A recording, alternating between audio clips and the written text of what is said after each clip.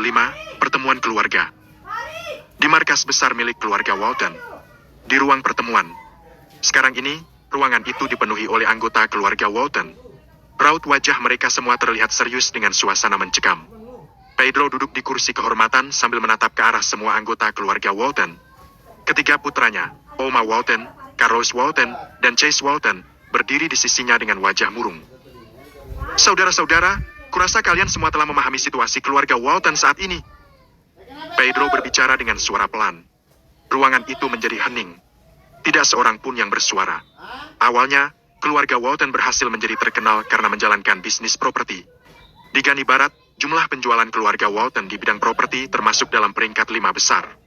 Namun, baru-baru ini telah terjadi krisis ekonomi, gelembung properti, dan keterpurukan ekonomi dunia secara keseluruhan yang sangat berdampak pada bisnis properti. Keluarga Walton pun turut terkena dampaknya sehingga aset mereka menyusut dengan cepat. Hal yang paling fatal adalah mereka memiliki sebuah proyek besar yang sedang dikerjakan. Saat proyek itu dimulai, uang dalam jumlah yang sangat besar pun ikut terkuras. Kini keluarga Walton tidak memiliki aset yang cukup dan kesulitan untuk memenuhi kebutuhan hidup mereka. Dalam waktu kurang dari setengah bulan, seluruh perusahaan akan bangkrut.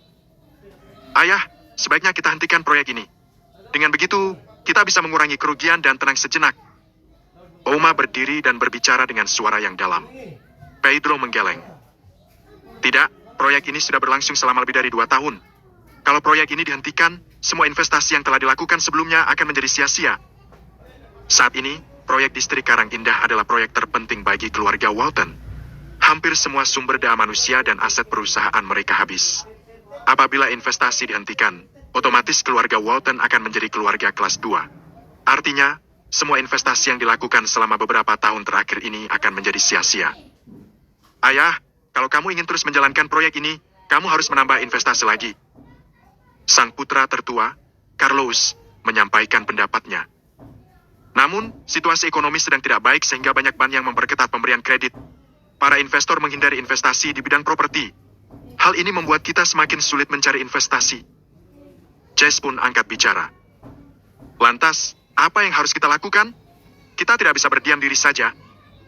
Oma menyahut dengan suara dingin. Oma, aku punya ide. Satu-satunya yang bisa membantu kita sekarang adalah keluarga Lawrence. Keluarga Lawrence adalah investor besar yang berdompet tebal. Asalkan mereka mau berinvestasi, krisis yang kita hadapi sekarang pasti bisa teratasi. Chase memandang Oma. Semua orang melihat ke arah Oma.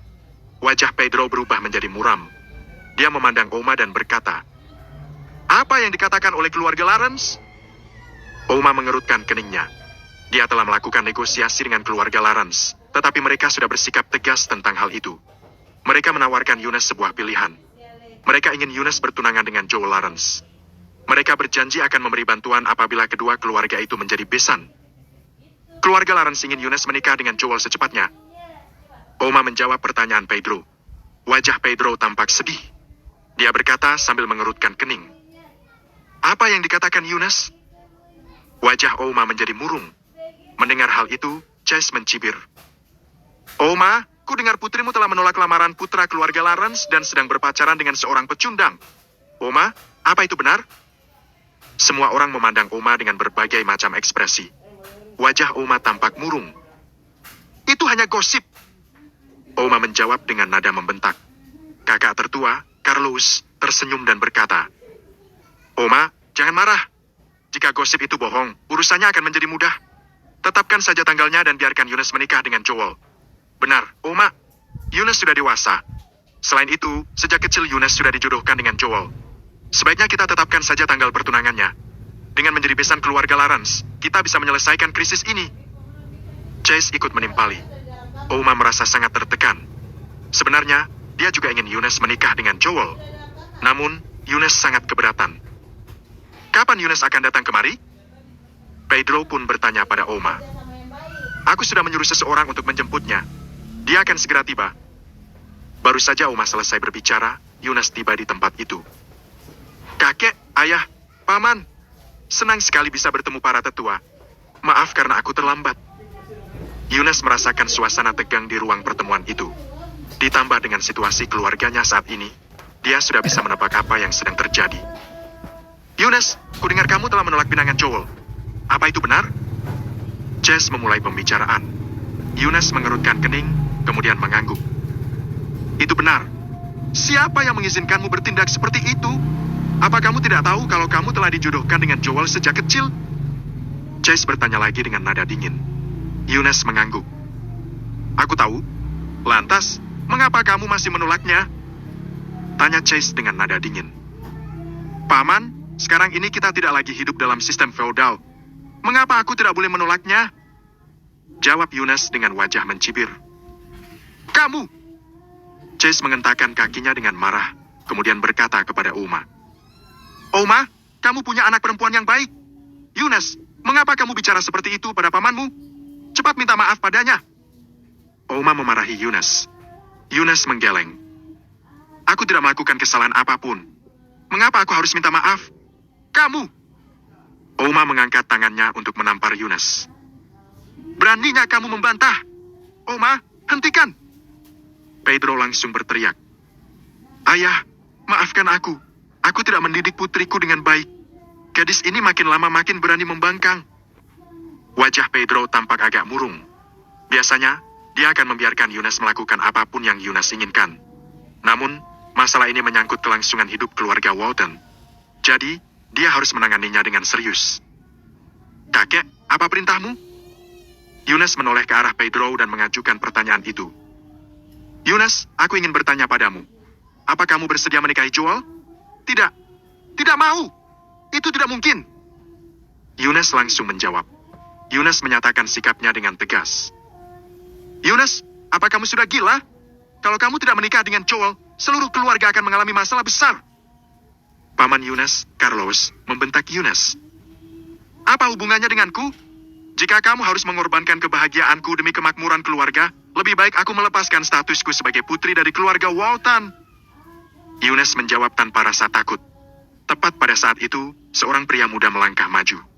Dia adalah sepupu Yunus, Dustin Walton. Yunus, jangan lupa kalau kamu adalah anggota keluarga Walton. Kejayaanmu berasal dari keluarga Walton. Sekarang, keluarga Walton sedang dalam masalah. Seharusnya kamu ikut bertanggung jawab dan membantu menyelesaikannya. Dustin memarahi Yunus dengan nada tegas. Yunus mencibir. Kalau begitu, mengapa tidak kamu saja yang menikahinya? Mata Dustin berubah dingin, lantas dia mencibir. Yunus, aku tahu apa yang kamu pikirkan. Kamu memilih seorang pria yang tidak berguna sebagai pacarmu. Katanya pria yang tidak berguna itu adalah seorang kuda. Bodoh sekali kalau kamu memperlakukan pecundang seperti itu layaknya harta karun. Apa kamu tahu semua orang di Gani Barat menertawakan keluarga kita? Apa kamu tahu kalau reputasi keluarga Walton telah rusak karena ulahmu? Semua orang tahu kalau putri dari keluarga Walton telah memilih seorang pecundang sebagai pacarnya. Bab 66, Mabuk. Suara Dustin terdengar sangat keras sehingga membuat semua orang di ruang pertemuan bisa mendengar omelannya. Semua orang menatap ke arah Yunus. Mereka mulai angkat bicara sambil menudingkan telunjuk ke arah Yunus. Yunus, aku mengatakan yang sebenarnya. Dustin berbicara dengan nada dingin pada Yunus. Yunus mulai merengut dan berkata, Dustin, berhentilah membesar-besarkan masalah. Sekarang bukan saatnya kamu mencampuri urusanku. Namun, Dustin tertawa keras. Yunus, kamu telah merusak reputasi dan kepentingan keluarga Walton. Apa menurutmu ini adalah urusanmu sendiri? Itu benar, Yunus. Kamu harus memutuskan hubunganmu dengan pecundang itu. Kalau tidak, keluarga Walton akan sangat malu. Itu benar, Yunus. Aku tidak mengerti apa yang kamu lakukan. Biasanya kamu sangat pintar, tetapi mengapa sekarang kamu menjadi sangat bodoh? Kalau kamu tidak menyukai Tuan Lawrence, lantas mengapa kamu memilih seorang pecundang? Lagi pula, dia adalah seorang duda cerai. Kamu benar-benar gila. Semua saudara sebaya Yunus mulai mencibirnya. Yunus mengernyitkan keningnya dalam-dalam. Kemudian, dia menoleh dan menatap Pedro. Dia berharap Pedro, kakek yang selalu mencintainya, akan memihaknya. Namun, dia mendapati Pedro sedang mengerutkan keningnya dan berkata, Yunus, mengenai masalah-masalah lain, aku bisa membiarkanmu melakukan apa yang kamu inginkan. Tetapi apa kamu bisa mendengarkanku sekali saja hari ini? Yunus menjadi kecewa.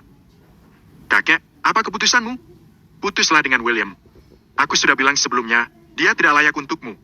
Sementara Joel, aku tahu kamu tidak menyukainya, tetapi kalian bisa saling mengenal satu sama lain seiring berjalannya waktu. Setelah kalian menikah dan hidup bersama, kalian akan menumbuhkan kasih sayang satu sama lain. Pedro menjelaskan kepada Yunus.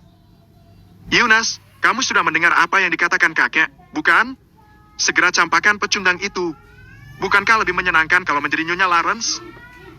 Dustin mengucapkannya dengan nada ketus. Wajah Yunus terlihat sedih. Akhirnya, dia mengerti. Dalam menghadapi masalah kepentingan keluarga, kakeknya yang paling mencintainya sekalipun akan tega mengorbankannya. Air mata menetes di pipinya. Dia mendungah dan berteriak. Tidak, aku tidak bersedia. Aku tidak akan menikah dengan Joel. Kalian tidak bisa memutuskan dengan siapa aku akan menikah. Raut wajah Yunus menunjukkan perlawanan. Uma berkata dengan marah. Dasar gadis yang tidak berbakti, apa kamu masih tidak mengerti situasi keluarga kita?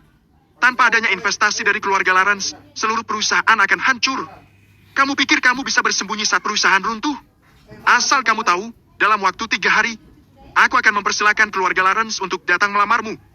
Jika kamu berani membangkang, kamu bukan lagi putriku. Kakek. Yunus menatap Pedro tidak berdaya. Pedro menggeleng dan menghela napas. Yunus, turuti saja ayahmu. Kami melakukan ini demi kebaikanmu. Baiklah, sudah selesai. Pertemuan sudah berakhir. Pedro enggan menyakiti Yunus, tetapi keputusannya sudah bulat. Demi kepentingan keluarga, pengorbanan seseorang sangatlah berharga. Setelah itu, Pedro pun langsung meninggalkan ruangan itu. Anggota keluarga yang lain meninggalkan ruang pertemuan secara berurutan. Raut wajah Yunus tampak sangat sedih. Dahulu, kakeknya selalu memihaknya sehingga dia tidak pernah khawatir akan dipaksa menikah dengan Joel. Namun, sekarang dia benar-benar kecewa. Ternyata segalanya bisa dikorbankan demi kepentingan keluarga. Dia berujar dalam hati, Yunus, terimalah ini sebagai takdirmu. Selama darah keluarga Walton mengalir dalam tubuhmu, kamu tidak akan bisa mengubah nasibmu. Kepentingan keluarga lebih utama dari segalanya. Nanti, kamu akan menjadi Nyonya Lawrence. Dustin menertawakan Yunus sambil mencibir dan meninggalkan ruangan. Pada malam harinya, di sebuah bar, Yunus duduk sendirian di bar itu. Di depan mejanya, ada beberapa botol minuman anggur. Beberapa botol tampak sudah kosong. Pipi Yunus memerah. Dia telah minum cukup banyak.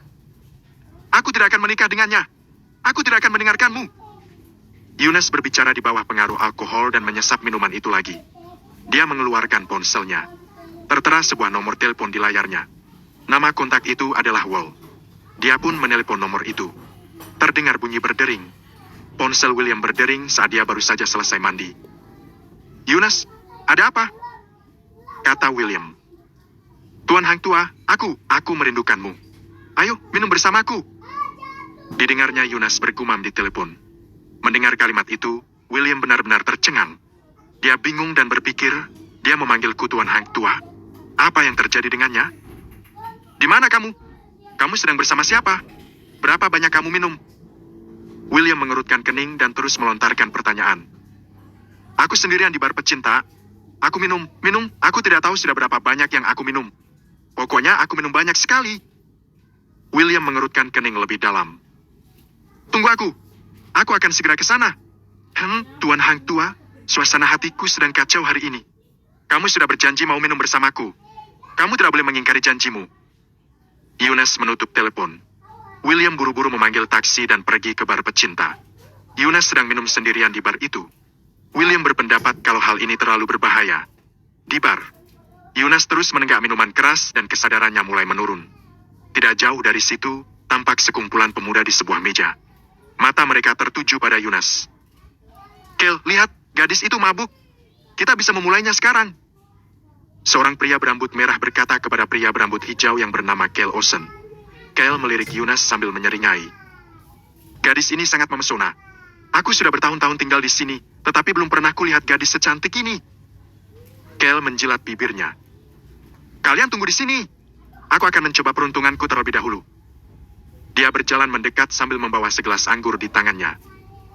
Cantik, kamu minum sendirian di sini. Apa kamu sedang patah hati? Jika kamu tidak keberatan, bolehkah aku membelikanmu minuman? Kel duduk di samping Yunus dan tersenyum. Yunus menatap pria itu dengan matanya yang sayu dan pipinya merah merona, tetapi pikirannya masih jernih. Kamu bukan Tuan Hang Tua. Aku tidak mau minum denganmu. Yunus mendorongnya dengan keras. Kel tertawa. Jadi, kamu suka pria tua? Dia lalu melingkarkan tangannya di pinggang Yunus. Apa asiknya dengan pria tua? Bagaimana kalau kamu bersenang-senang denganku? Kel tersenyum mesum. Enyahlah! Yunas menggigit lengan pria itu. Kel menjerit kesakitan. Didorongnya Yunas ke sofa. Dasar wanita murahan! Kamu ingin bermain kasar? Berani-beraninya kamu menggigitku. Kel langsung menekan rahang Yunas dengan keras dan menindihnya di atas sofa. Wajahnya penuh dengan kemarahan. Coba gigit aku!